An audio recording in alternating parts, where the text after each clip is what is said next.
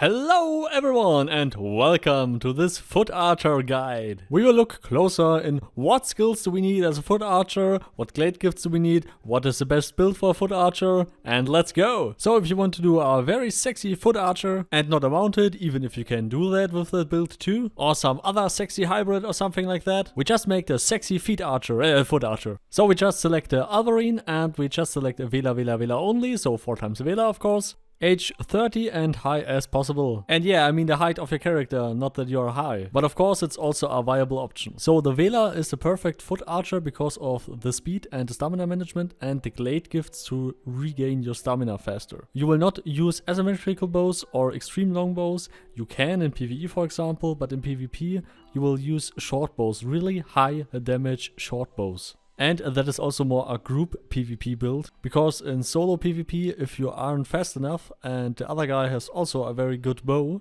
then you run in trouble really fast. And of course, the foot archer highly depends on your own aiming skill with the bow. So if you train with the same short bow, for example, all the time over years, then you can land pretty high hits and pretty often. And your main role on the battlefield is to kill mages or hybrids. You are fast enough to go after them and you have your ranged combat, you have your bow. You can finish them easily and you can interrupt them while they cast spells. Same also for the mounted archer of course. This character is not meant to kill heavy armored players. A lot of people complained in the old Mortal Online 1 forums about arrow damage in the late game, but this kind of playstyle was never meant to kill heavy armored players. It is a mage and a hybrid killer, and there are many hybrids out there. Many want to play a hybrid. Archer or mounted archer is a perfect counter for that. But the foot archer has also some huge advantages on mountain terrain. If you fight versus a huge group of hybrids or mages for example, but your own mounted combat players can't reach the area,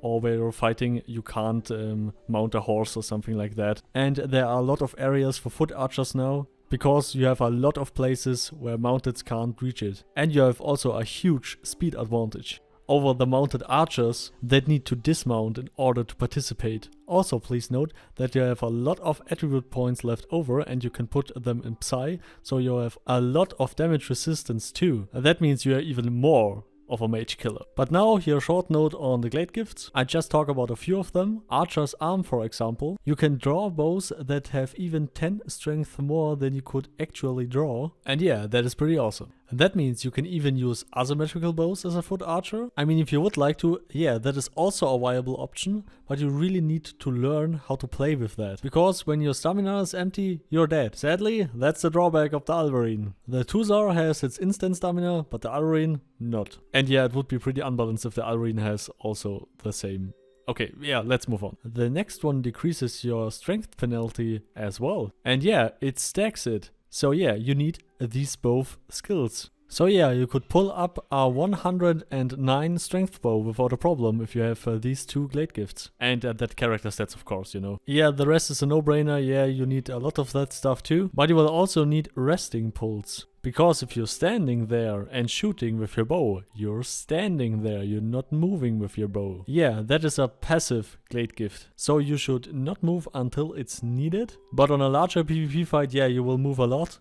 But at least the few seconds you're standing there or there, you regain a lot of your stamina back. And if you manage your stamina right, you can also use other bows. Not only short bows, and then you can kill the heavy infantry. But of course it's all about stamina. That is a key point. You should have good stamina reserves that you can finish enemies if they are running in the back, and that you can escape in case of emergency. So if you're pumping out a few arrows, but you for example get damage from enemy archers, or a fighter is running directly at you, then it's a perfect option if you have a very light bow. You can run backwards and still pumping arrows. And because you have your faster stamina regain, you're faster able to fight again. Okay, let's look at the skills you need. Okay, we start from the bottom. Yeah, aiming technique is also a no-brainer. You really need that to save stamina. Anatomy for bandages of course. And yeah, archery. Who on earth would have guessed that? Armor training, that you don't have to wear paper armor. You could even learn heavy armor training, but it just depends how you play. But you would have 60 points left over, or even if you drop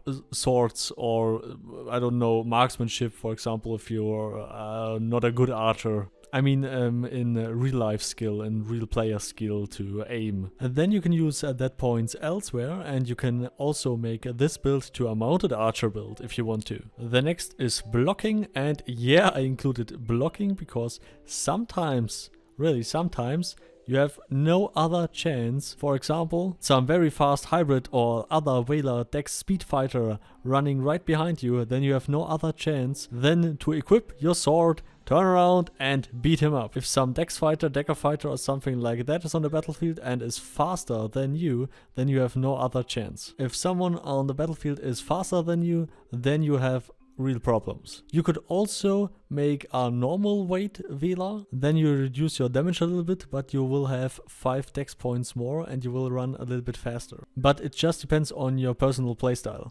Combat maneuvering is very important even if you're only an archer, because of the sub skills, the stamina regain skills, and the speed in combat mode. Then you have controlled aiming if you really need to hold your breath and aim for a shot. If you want to land headshots, for example, at mages or some other archers that are standing still. Defensive stance that you can live longer. Endurance for the stamina, of course, and for the passive regeneration. Marksmanship for the headshots. Yeah, you don't really need that. It just depends. If you're very, very good at aiming at heads and stuff, or the head of the enemy mount or something like that, if you can really aim for that and you really have the skill, because only headshots will do critical damage. I don't know if Star Wars will change that in the future, but marksmanship only counts for headshots. And you will not every time make a critical hit, but yeah, it's like a 50-50 chance. And that will also ignore armor. I don't know if Star Wars will implement it like in MO1. But yeah, I think they will do the same. Sprinting, yeah, that is a no-brainer as a foot archer, of course. And a close combat weapon.